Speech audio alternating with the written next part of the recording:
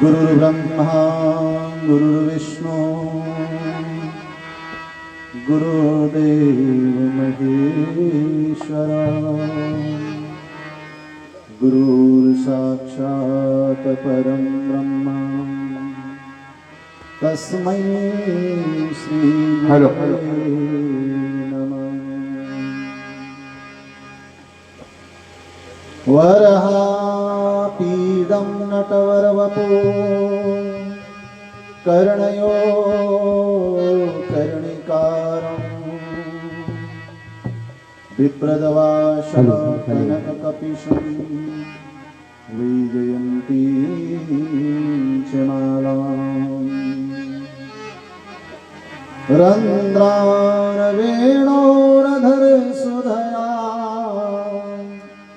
पूरयन् गोपवृन्दैः वृन्दारण्यं स्वपदरमणं प्राविशद् गीतकीर्तिः। यं प्रव्रजन्तमनुपेतमपेतकृत्यं द्वैपायनो विरहकातर्या जुहाव पुत्रेति तन्मयतया तरवो विनेदो तं सर्वभूतहृदयं मुनिमानतोऽस्मि।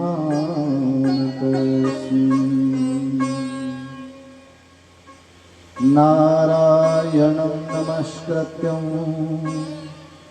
नरं चैव नरोत्तमं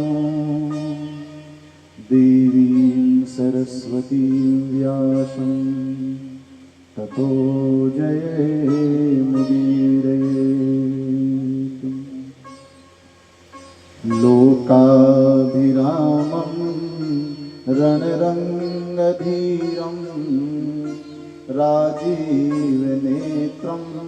रघुवंशनाथं कारुण्यरूपं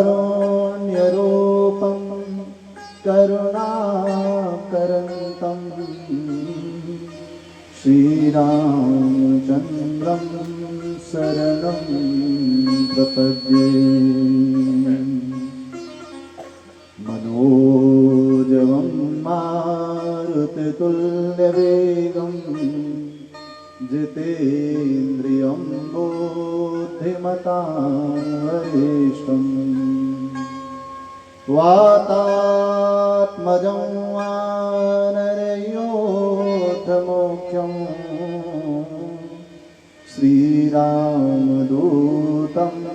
शरणं प्रपद्ये। श्रीरामदूतं शरणं प्रपद्ये। ध्येयं सदा परिभवग्नमभीष्टदोहं तीर्थास्पदं शिवविरञ्चिनुतं शरण्यं भृत्यार्तिहं प्रणतपालभवाद्रिपूतं वन्दे महापुरुष ते चरणारविन्दं। वन्दे महापुरुष ते चरणारविन्दम्।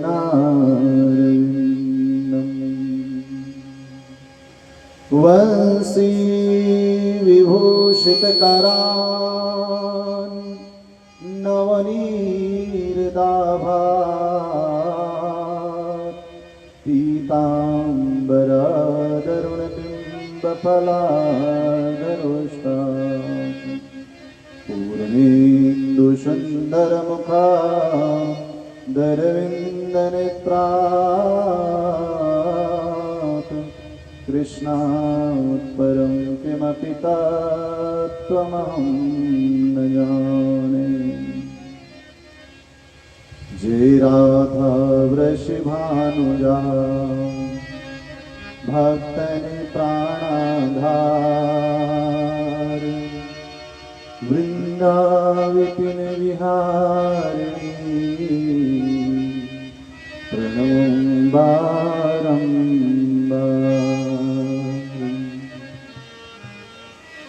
जय जय श्री राधा रमण, जय जय नवल किशोर, जय गोपी चित चोर प्रभु, जय जय माखन चोर। श्री राधे मेरी स्वामिनी, मेरा धेनु को दास, जन्म जन्म मोहे दीजियो, श्री वृंदावन को वास। मेरी भव बाधा हरो, श्री राधा नागरी सोई, जातन की झाई परे, श्याम हरित दुति हो।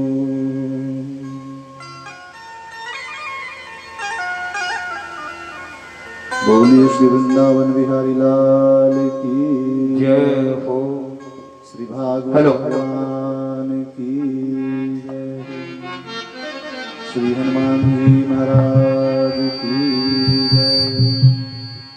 श्री सद्गुरुदेव भगवान की जय। जय जय श्री राधे। उन आनंद कंद श्री कृष्ण चंद्र भगवान के पावन चरणों में कोटि कोटि प्रणाम करते हुए आइए सभी प्रभु प्रेमी, सभी भक्त मिलकर के भगवान की पावन कथा, मंगलमय कथा श्रीमद् भागवत से पूर्व सभी अपने मन और वाणी को पवित्र करते हुए भगवान के नाम का स्मरण करेंगे।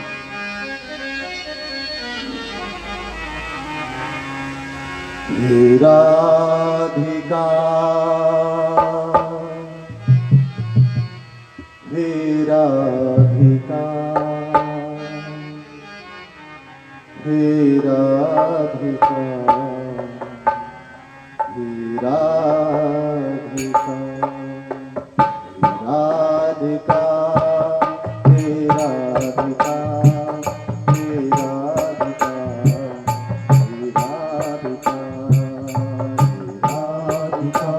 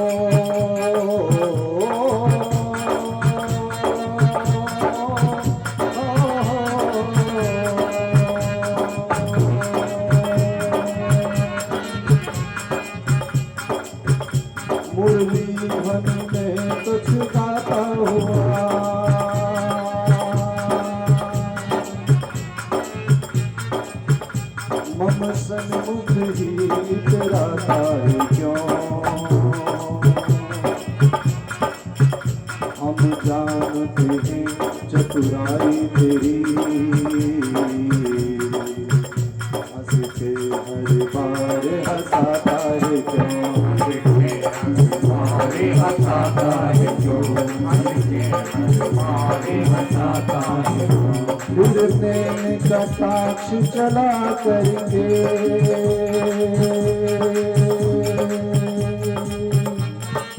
हे गोविंद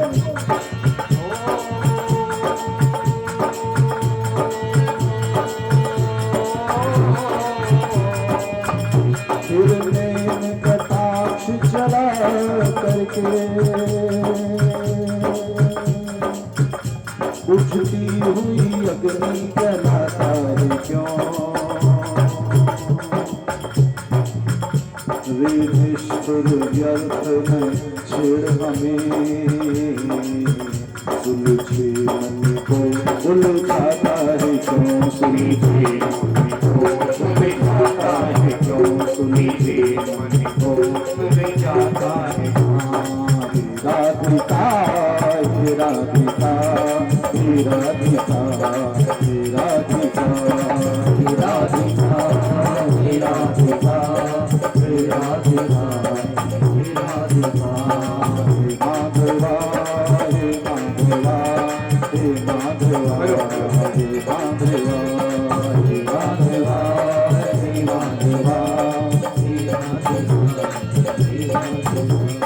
नारायणा नारायणा नारायणा हे नारायणा नारायणा नारायणा नारायणा हे नारायणा, नमः शिवाय नमः शिवाय नमः शिवाय, ओम नमः शिवाय नमः शिवाय नमः शिवाय नमः शिवाय, ओम नमः शिवाय।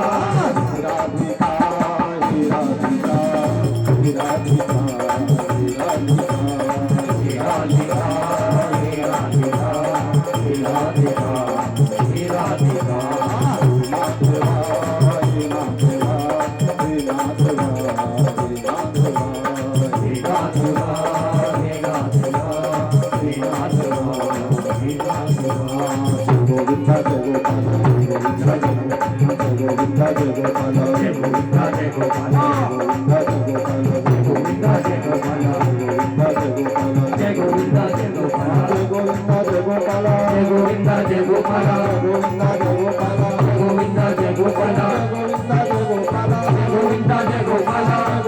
गोपाला, गोविंदा जय गोपाला, गोविंदा जय गोपाला, गोविंदा जय गोपाला, गोविंदा जय गोपाला, गोविंदा जय गोपाला, गोविंदा जय गोपाला, गोविंदा जय गोपाला, गोविंदा जय गोपाला, गोविंदा जय गोपाला, गोविंदा जय गोपाला, जय श्री राधे, जय जय श्री राधे, जय जय श्री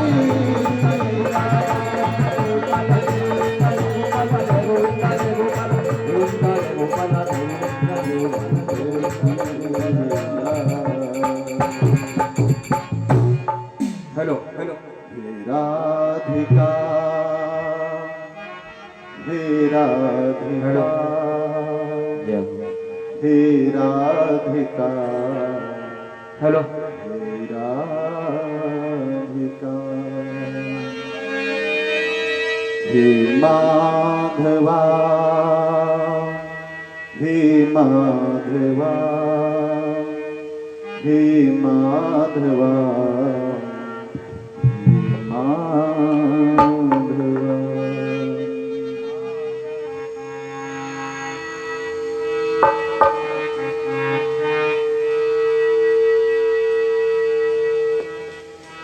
सादर शिवही नाई अब माथा, सादर शिवही नाई अब माथा,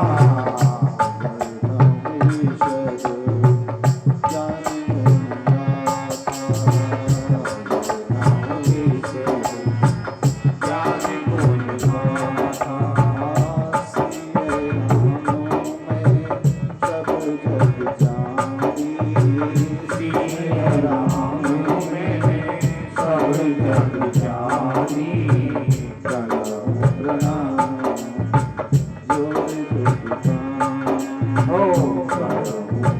जोर जोर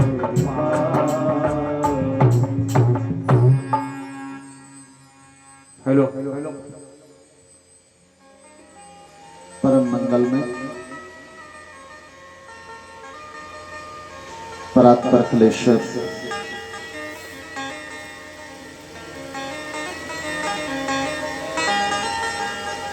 अकारण करुणा वरुणालय भक्त वांशा कल्पतरु सच्चित आनंद स्वरूप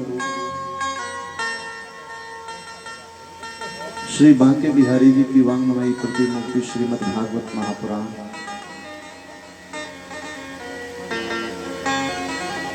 वैष्णवों का परम धन श्रीमद् भागवत महापुराण की पावन कथा के चतुर्थ दिवस में हम सभी प्रवेश कर रहे हैं।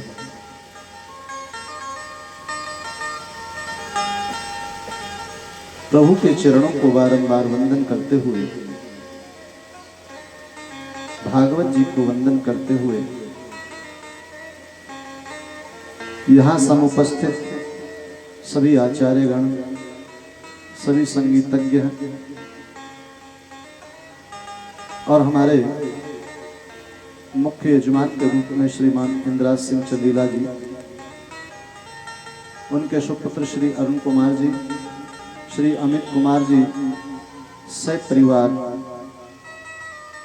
व मेरे समुपस्थित यहाँ पर आए हुए सभी धर्मानुरागी, धर्म प्रेमी, दीर्घजीवी प्रभु प्रेमियों, माता बहनों, सभी को हाथ जोड़ करके जय जय श्री राधे। परम पिता परमात्मा की पावन मंगलमयी कथा में आइए हम सभी प्रवेश करते हैं। श्री सूत जी महाराज सौनकादि ऋषि गणों को और श्री सुखदेव भगवान राजा परीक्षित को भगवान की पावन कथा सुना रहे हैं। कल के प्रसंग में आपने सुना कि भगवान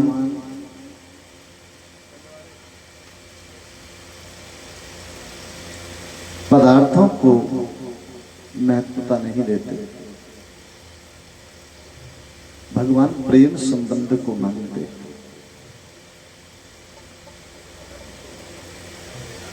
प्रेम ही परमात्मा को प्रिय है।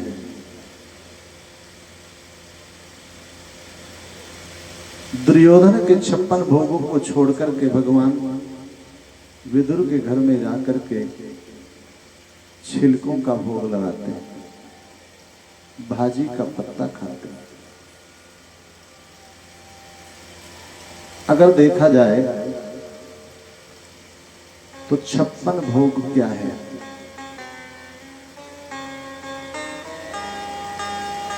56 भोग अगर बनाने लगे तो सुबह से शाम हो जाए, और शाम कैसे बनाए? शाम से पूरी रात ही हो जाएगी।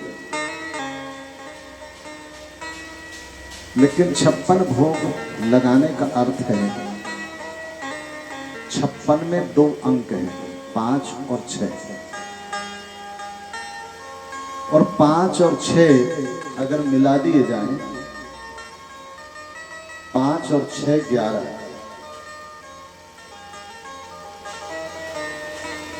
अर्थात 56 भोग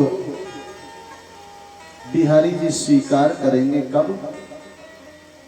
अगर हम अपने 5 कर्मेंद्रियों को, 5 ज्ञानेंद्रियों को और 11वें मन को भगवान को समर्पित कर देंगे तो बांके बिहारी जी हमारा 56 भोग स्वीकार कर लेंगे।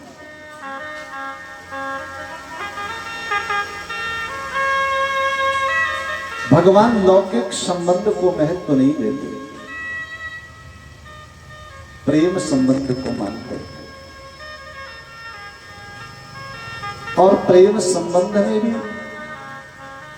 जो भक्त निष्काम हो वहां पर भगवान स्वयं मानते।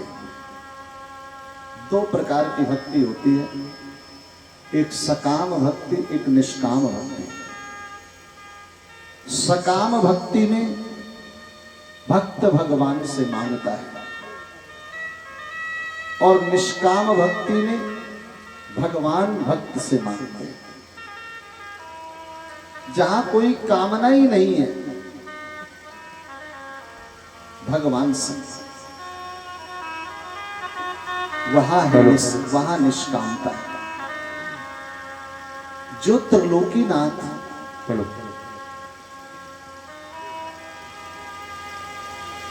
जो पर जगत के नाथ हैं, क्या उस परमात्मा को भूख लग सकती है? लेकिन भगवान ने विदुर के घर आकर के भोजन मांगा।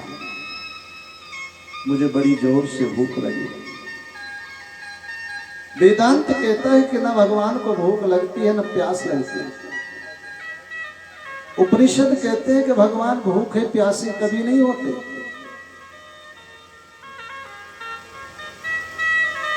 परमात्मा को भूख है, केवल प्रेम की भूख है। विदुर की भक्ति को भगवान कृतार्थ करते हैं। जब भगवान आकर स्वयं मांगने लगे तो वो भक्ति कैसी होगी? जब ये जीवात्मा दीन हो जाता है तो दीनता में अभिमान समाप्त हो जाता है, और जो दीन हो जाता है उसी को दीनानाथ मिलते हैं। फिर उसे अन्यत्र किसी की चाह नहीं होती। श्री श्याम बसे जिसके उर में, उसके उर और कुठौर कहाँ। मन तो मन मोहन का मठ है, प्रभु प्रेम का दीप जला लो कहाँ। जिसके उर में परमात्मा का वास हो गया उसे फिर कोई चाह होती नहीं, वो सब कुछ पा लेता है। विदुर की आंखों में आंसू भर आए। हे प्रभु, मेरे जैसे दीन, मेरे जैसे गरीब भलो आपको क्या दे सकते हैं? भगवान ने कहा, विदुर काका, ऐसा भोग आपके घर में लगाया, ऐसा आनंद तो मुझे 56 भोगों में भी नहीं आया। विदुर की आंखें भर आई। महाराज, मैं आपको क्या भोग लगा सकता, मेरे पास है ही क्या आपको अर्पण करने के लिए? भगवान ने कहा, काका जी, आपके पास तो सब कुछ है, आप निर्धन नहीं हो, आप तो बहुत बड़े धनवान हैं। निर्धन तो वह व्यक्ति है जिस व्यक्ति के जीवन में राम नाम रूपी धन नहीं। कबीरा सब जग निर्धना, धनवंता नहीं कोई। धनवंता सोई जानिए, जाके राम नाम धन हो। धनवान तो वही है जिसके अंदर राम नाम रूपी धन है। जैसे मीरा जी कहती थी, ऐसा धन मुझे मिल गया कि वो धन किसी को नहीं मिल सकता है। मीरा जी को, मीराबाई का चरित्र बड़ा दिव्य है। मीरा जी को राणा जी ने कितने कितने कष्ट दिए, कितनी विपत्तियां आई, लेकिन मीरा जी सब कष्टों को सहन करते। जब देखा कि भक्ति में बहुत ज्यादा विघ्न आने लगा तो मीरा जी ने अपने गुरुदेव जी के पास में एक पत्र लिखा और कहा, गुरुदेव, ये संसार के लोग मुझे भगवान की भक्ति से रोकते हैं, भजन में विघ्न डालते हैं। तो मीरा जी का वो पत्र जब गुरुजी ने पढ़ा, गोस्वामी तुलसीदास जी ने उस पत्र को पढ़ा, तो वापस उत्तर लिख दिया, बेटी सोने की परख कसौटी पर होती है। जिसको जो तुझे भगवान के भजन से रोकते हैं उन सबको त्याग दो। जाके प्रिय न राम वैदेही तजिए ताहि कोटि वैरी सम यद्यपि परम स्नेही। जाके प्रिय न राम वैदेही, उन सबको छोड़ दो। मीरा जी ने सब कुछ त्याग दिया और वृंदावन में मीरा आ गई और गोपाल के समक्ष मीरा बस यही कहती थी, मेरे तो गिरधर गोपाल दूसरो ना कोई, और जाके सिर मोर मुकुट मेरो पति सोई। मेरे तो गिरधर गोपाल दूसरो ना। मीरा जी गोविंद के समक्ष कभी रोती हैं, कभी नाचती हैं और बस यही गाती हैं, पायो जी मैंने राम रतन धन पायो, पायो जी मैंने राम रतन धन पायो, पायो जी मैंने राम रतन धन पायो, पायो जी मैंने राम रतन धन पायो, राम रतन धन पायो, पायो जी मैंने राम रतन धन पायो, पायो जी मैंने राम रतन धन पायो, मैंने राम रतन धन पायो।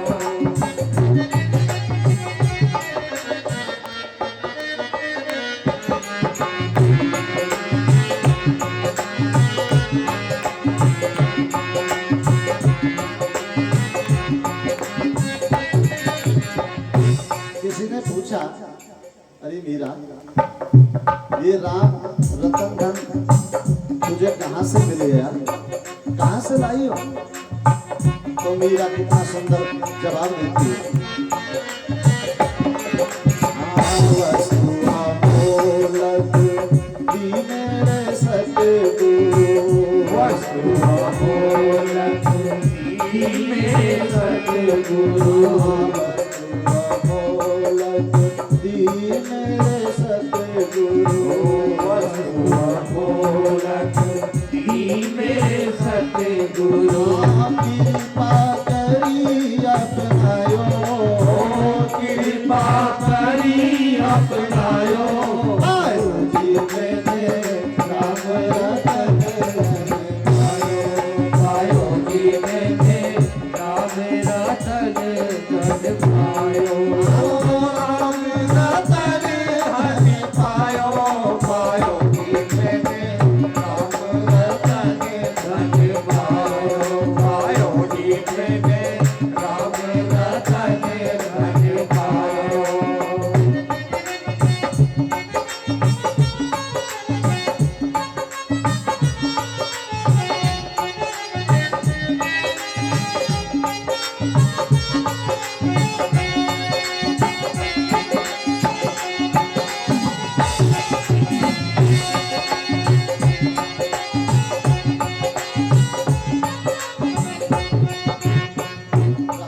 राम की पूंजी पाई, राम नाम की पूरी पाई, नाम की पूंजी पाई, राम नाम की पूरी पाई, जग में सर्वे खोवायो, जग में सवे आयो, आयो जी मैंने राम रतन धन पायो, आयो जी मैंने राम रतन धन पायो, ओ राम रतन धन पायो, पायो जी मैंने राम रतन धन पायो, पायो जी मैंने राम रतन धन पायो।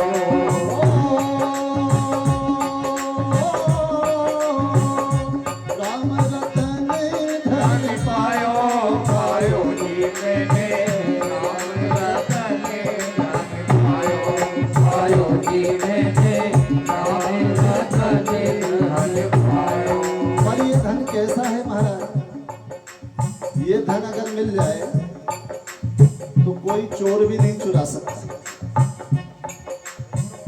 कोई डर नहीं है।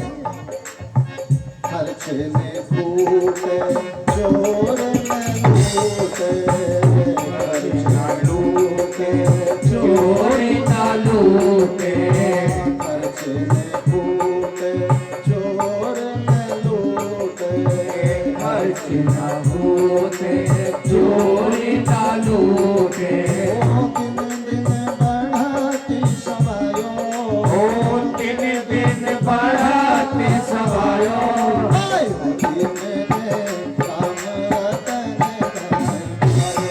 पायो जी मैंने राम रतन धन पायो, राम रतन धन पायो, पायो जी मैंने राम रतन धन पायो, पायो जी मैंने राम रतन धन पायो।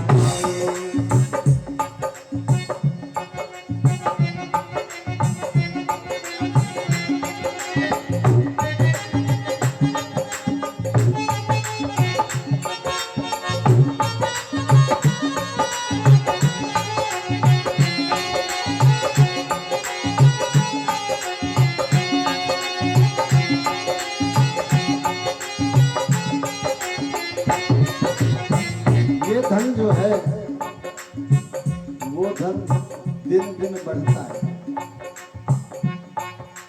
ऐसा धन है ये घटता नहीं है। राम नाम रूपी धन तो बढ़ता है महाराज,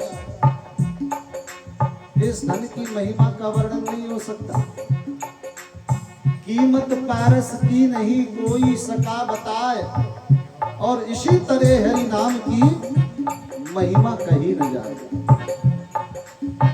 मीरा के प्रभु गिरधर नागर, मीरा के प्रभु गिरधर नागर, मीरा के प्रभु गिरधर नागर, मीरा के प्रभु गिरधर नागर।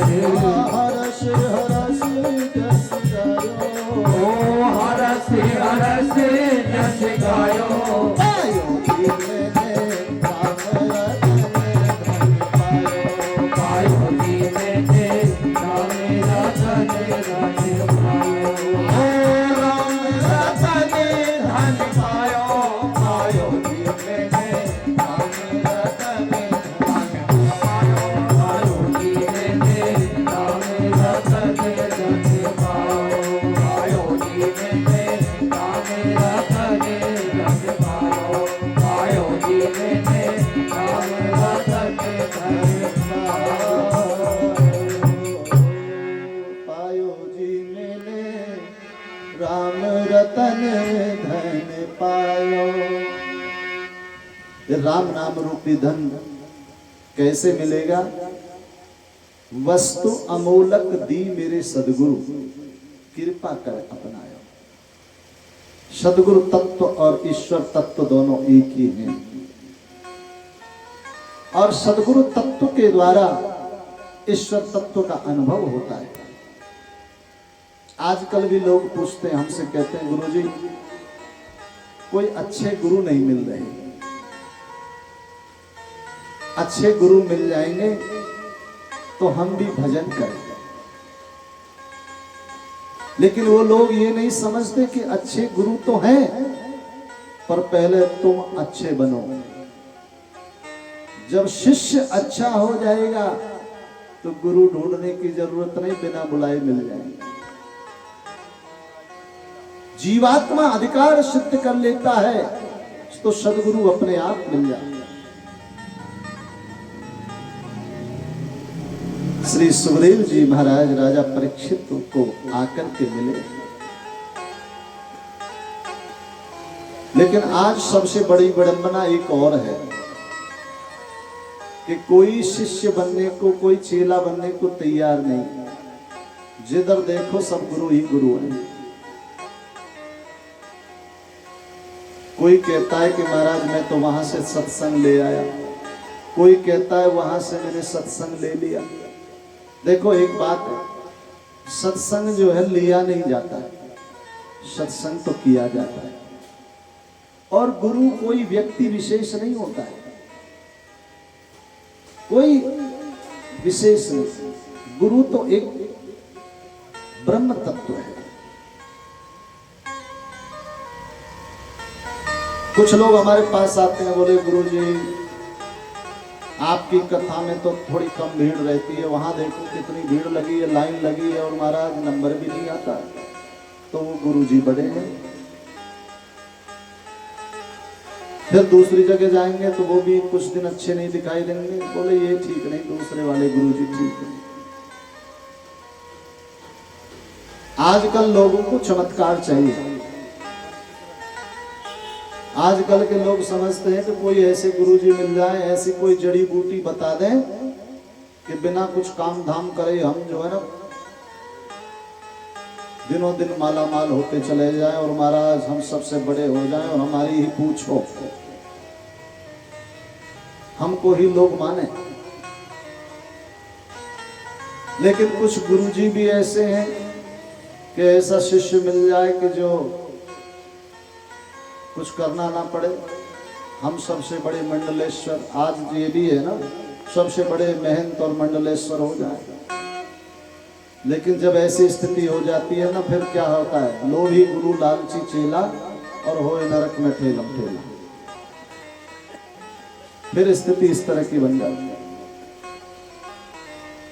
गुरु निरपेक्ष हो, शिष्य निष्काम हो तो ब्रह्म तत्व प्राप्त हो जाता है। और दूसरी बात है, गुरु के प्रति पूर्ण भाव होना चाहिए। हम लोग दीक्षा लेते हैं तो दीक्षा शब्द का अर्थ है दी माने पाप और छा माने क्षय करने वाला। जो नाम पापों का क्षय कर दे, समाप्त कर दे, उसको कहते हैं दीक्षा। दीक्षा लेकर के भजन करें, नाम जप करें।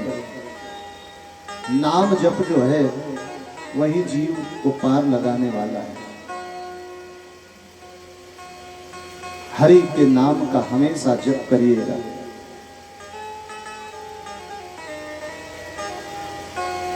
किसी भी प्रकार, किसी भी भाव से, भले ही आपका मन लगे ना लगे, भावे को भावे अनक आलस हो, नाम जपत मंगल दिश दस हो। प्रभु का नाम मंगल करने वाला है। राम नाम रटने का मजा जिसकी जुबा पर आ गया, जीवन मुक्त हो गया, चारों पदार्थ पा गया। नहीं वह जिंदगी जो नफरत के नाम से ठुकराए, नहीं वो जिंदगी जो मौत के कदमों में गिर जाए। वही है जिंदगी जो नाम पाती भलाई में और खुदी को छोड़कर पहुंच जाती खुदाई।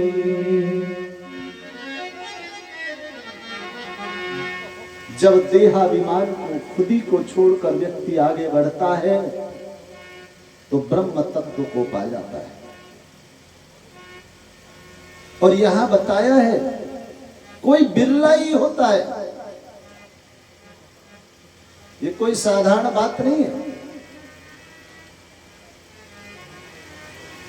ये संसार विघन की घाटी, कोई निकसत बिरला सोई, कोई बिरला ही होता है। जिनका मन परमात्मा के चरणों में निमग्न हो गया, उसे फिर संसार का सुख तुच्छ दिखाई देता है। ज्यों गूंगे मीठे फल को रस अंतर्गत ही भावे। किसी गूंगे व्यक्ति को मीठा फल खिला दिया जाए, पूछे कि कैसा है, उसका स्वाद नहीं बता सकता, वो अंदर ही अंदर प्रसन्न होता रहेगा। उसी प्रकार जिसे ब्रह्म तत्व का बोध हो गया, उस आनंद को कह नहीं सकता। और जब ब्रह्म तत्व का बोध हो जाता है तो इस संसार का सुख तुच्छ लगता है। कहा है संतों ने, जगत के रंग क्या देखूं, तेरा दीदार काफी है, करूं मैं प्यार किस किस से, तेरा एक प्यार काफी है। फिर उस जीव को भगवान के सिवा कुछ दिखाई नहीं देता, कुछ नहीं सूझता। आज विदुर की भक्ति को भगवान कृतार्थ करते हैं।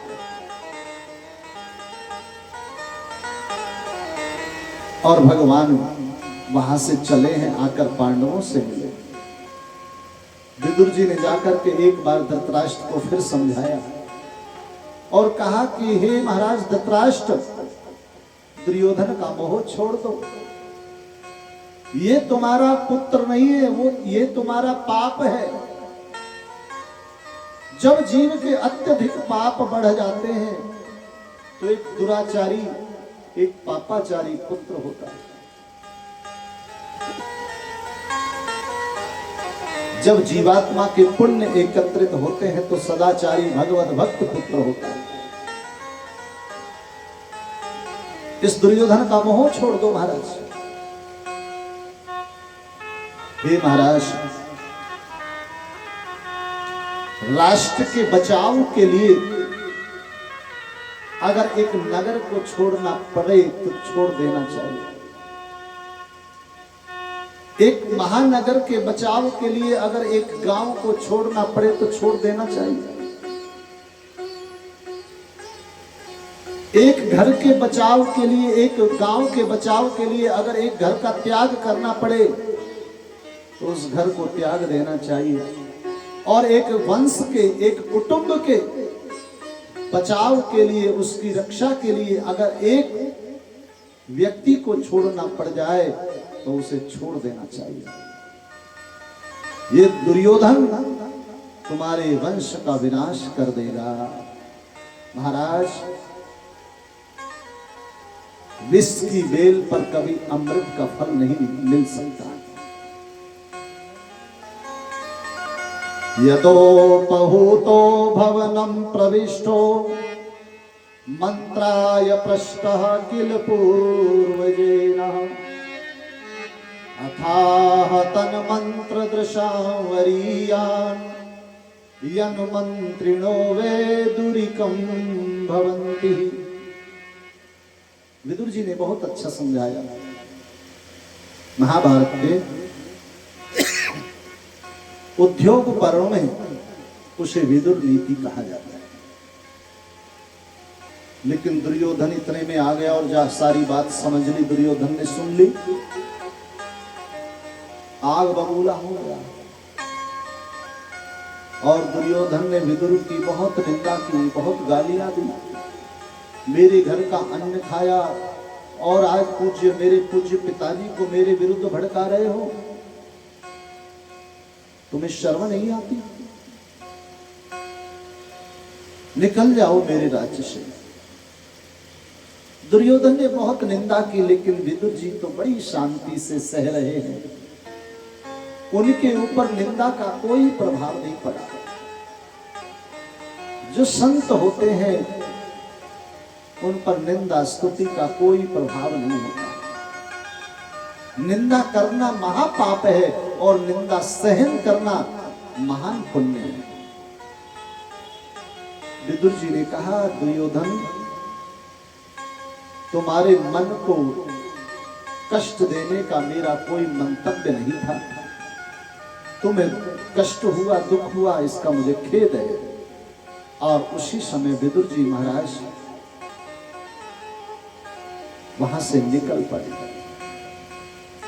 कौरवों का जितना पुण्य बचा था, सारे पुण्य को लेकर विदुर जी महाराज चले गए, तीर्थ यात्रा के लिए निकल गए। और यात्रा करते करते करते करते विदुर जी महाराज श्री धाम वृंदावन में आए हैं, जहां उद्धव जी महाराज से मिलन हो गया। दोनों महापुरुष मिल गए। उद्धव जी भगवान की आज्ञा से जा रहे थे बद्रिकाश्रम। दोनों महापुरुष मिले हैं, दोनों का सत्संग हुआ। विदुर जी महाराज आनंदित हो जाते। उद्धव जी ने कहा, विदुर जी आप तो महान हो। भगवान जब अपने स्वधाम जा रहे थे तो भगवान ने कहा था अपने श्री मुख से कि सब भक्त मुझे मिले पर मेरा विदुर मुझे नहीं मिला। भगवान किसी से जल्दी नहीं बोलते कि तुम मेरे हो, ये तो जीव का स्वभाव है। जीव कहता है कि मैं आपका हूं, लेकिन भगवान जल्दी नहीं कहते कि तुम मेरे हो। आपके लिए तो भगवान ने कहा कि विदुर मेरा है। विदुर की आंखों में आंसू आए, झरझर आंसू गिरने लगे। भगवान ने मेरे को अपनाया, मुझे अपना माना। मैं उस योग्य तो नहीं हूं, ये तो प्रभु की करुणा है। संपूर्ण रात्रि सत्संग हुआ और अगले दिन उद्धव जी महाराज विदा लेते हैं। विदुर जी ने कहा, महाराज जो भगवान ने आपको उपदेश किया था, वो भागवत धर्म की जो कथा आपको सुनाई थी वो मुझे भी सुनाई। उद्धव जी ने कहा, मैं तो बद्रिकाश्रम जा रहा हूं महाराज। उस समय मैत्रेय जी भी वहां पर थे, तो आप मैत्रेय जी के पास में चले जाओ।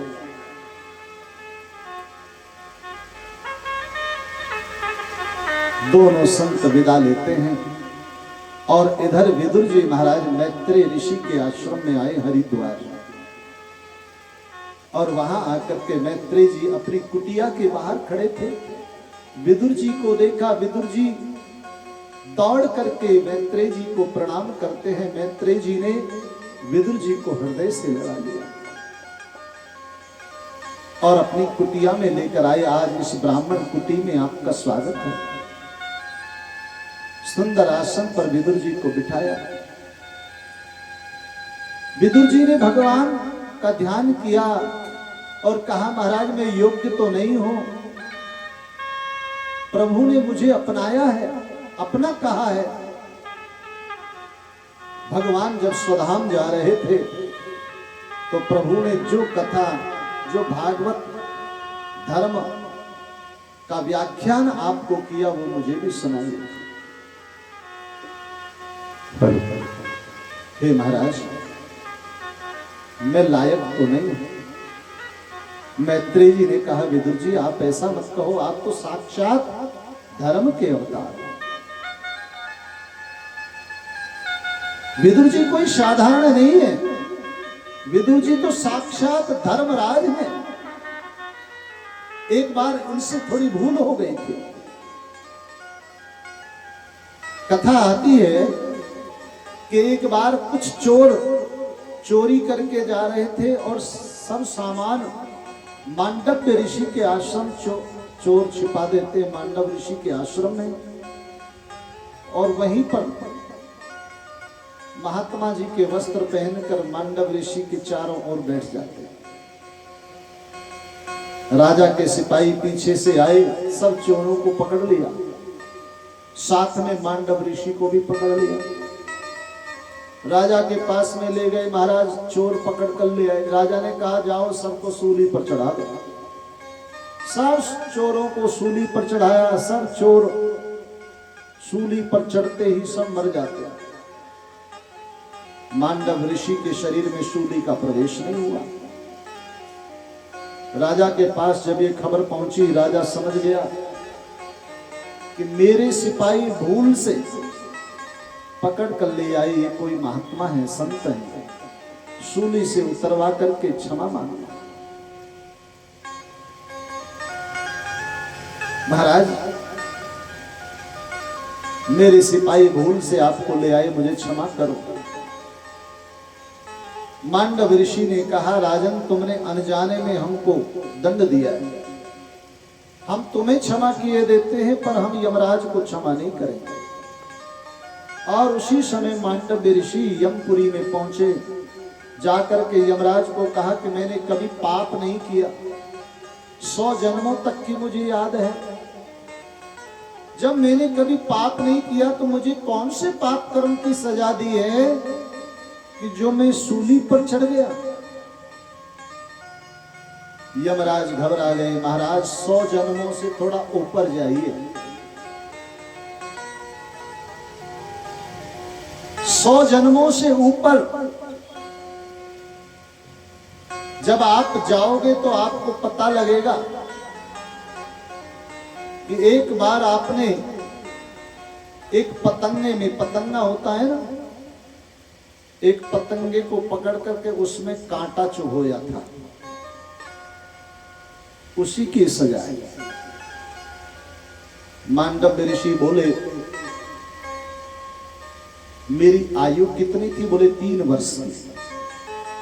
3 वर्ष की आयु के बच्चे को अगर कोई पाप हो जाता है तो उसको सजा स्वप्न में दी जाती है। आपने देखा होगा बच्चा स्वप्न में सोते सोते भी डर जाता है, स्वप्न देखता है।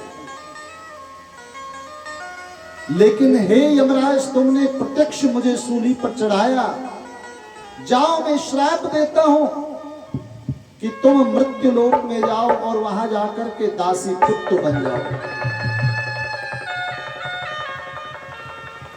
वही साक्षात धर्मराज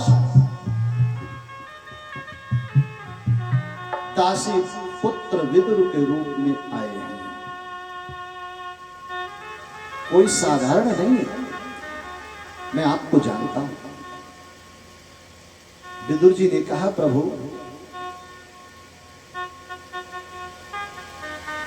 मुझे एक बात बताइए महाराज, इस परमात्मा ने दुनिया को क्यों बनाया, जगत को क्यों बनाया? अगर भगवान इस जगत का निर्माण ना करते तो कोई भी जीव दुखी ना होता।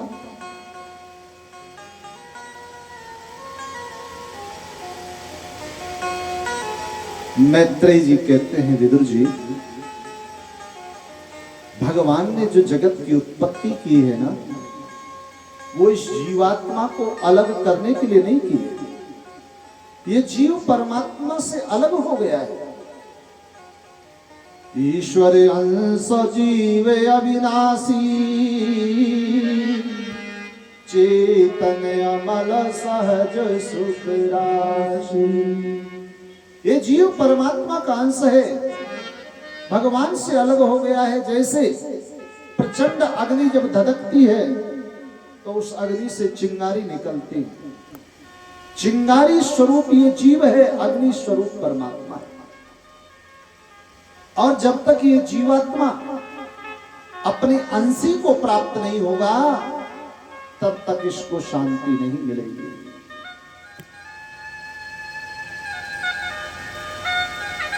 इसके अंशी तो परमात्मा है। जैसे जिसका जो अंशी होता है वो वहीं आकर के शांति को पाता है, वहीं आकर के उसकी मंजिल पूर्ण होती है। आप सोचिएगा, मिट्टी का कोई भी ढेला उठा करके कितनी भी जोर से आप ऊपर फेंको, ऊपर जाएगा, लेकिन ऊपर से तुरंत नीचे आकर के गिरेगा। क्यों? क्योंकि उस मिट्टी का जो अंशी है वो पृथ्वी है।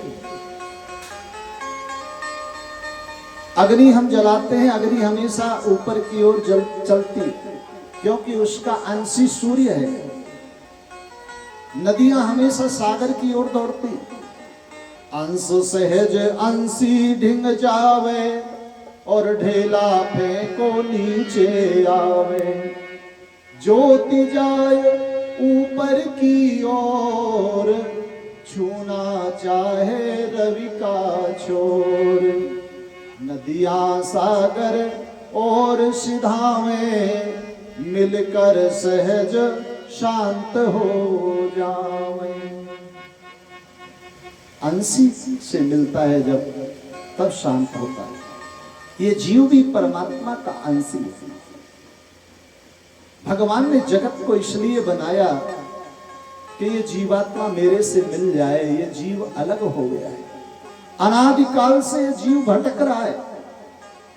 विदुर जी ने कहा, महाराज मेरी एक बात समझ में नहीं आती। भगवान ने किसी को इतना सुख दे दिया कि उसे दुख का पता ही नहीं कि दुख क्या होता है। किसको इतना दुखी बना दिया कि उसके जीवन निकल जाता है, सुख ढूंढते ढूंढते उसको सुख नहीं मिलता। दुनिया बड़ी अजीब है महाराज। परमात्मा की कैसी कारीगरी है, समझ में नहीं आती। जब विदुर जी ने ऐसा कहा तो मैत्रेय जी हंस पड़े और कहने लगे, विदुर जी आप सब कुछ जानते हो, जान पूछ कर पूछ रहे हो। ये भगवान की कारीगरी बड़ी अद्भुत है। इस दुनिया के अंदर एक बात आप समझ लो, जितने भी दुनिया में लोग हैं सब अपने में अकेले हैं, कोई दूसरा नहीं, जितने भी। और देखो एक सबसे बड़ी अद्भुत बात हो, आप कुछ भी वस्तु ले लीजिए, अब की बार अगर ये ले ली तो दूसरी बार दूसरी मिलेगी। बोले पुरानी, वो तो पहली पुरानी हो गई महाराज, ये लेटेस्ट मॉडल आया है। कोई गाड़ी भी लेने जाएंगे, बोले ये पुराना मॉडल है, लेटेस्ट मॉडल आया। लेकिन एक सबसे बड़ी आश्चर्य की बात है, हर वस्तु का लेटेस्ट मॉडल है, पर इस मनुष्य का आज तक कोई लेटेस्ट मॉडल नहीं आया। जो एक बेर आ गया सो आ गया। हाँ, कैसी भगवान की कारीगरी। भगवान भी हमारे तुम्हारे जैसे होते, जरा सोचो, एक हाथ का जोड़ लगाना ही भूल जाते तो क्या करना पड़ता, हाथ सीधा का सीधा, भैया तू मुझे भोजन खिला दे, मैं तुझे खिला देता हूं। हाँ? लेकिन कैसी कारीगरी, एक से अलावा दूसरा कोई नहीं। कोई इतना लंबा बना दिया, वो कहता है मैं कितना सुंदर हूं, मेरी बहुत अच्छी लंबाई है। कोई बिल्कुल ठीक ना कर दिया, कोई गोरा बना दिया, वो छाती तान कर चलता, हम तो गोरे हैं भाई। कोई काला बना दिया, वो बेचारा दिन रात पलस्तर रगड़ता है कि हम भी गोरे हो जाए। ये भगवान की कारीगरी नहीं तो क्या है। ऐसे रंग बिरंगे पक्षी बनाए, ऐसी हरियाली बनाई। श्री मैत्रेय जी कहते हैं, विदुर जी ऐसी प्रकृति भगवान की है, कितनी सुंदर, आज तक कोई कर नहीं पाया। जरा सोचिए, कोई छोटा सा बालक अगर दिखाई देता है, सुंदर बालक हो, तो लोग क्या कहते हैं, भाई बालक तो बहुत सुंदर है, कितनी सुंदरता। लेकिन लोग कहते हैं कि बालक सुंदर तो है, पर बालक तभी सुंदर है जब उसके माता पिता सुंदर है। जब बालक सुंदर है तो माता पिता भी सुंदर ही होंगे। लेकिन ये कोई नहीं सोचता कि जिस परमात्मा ने इस जगत को इतना सुंदर बनाया, इतना सरस बनाया, इतना विचित्र बनाया, जब ये जगत, ये दुनिया इतनी सुंदर है तो परमपिता परमात्मा कितना सुंदर रहा होगा।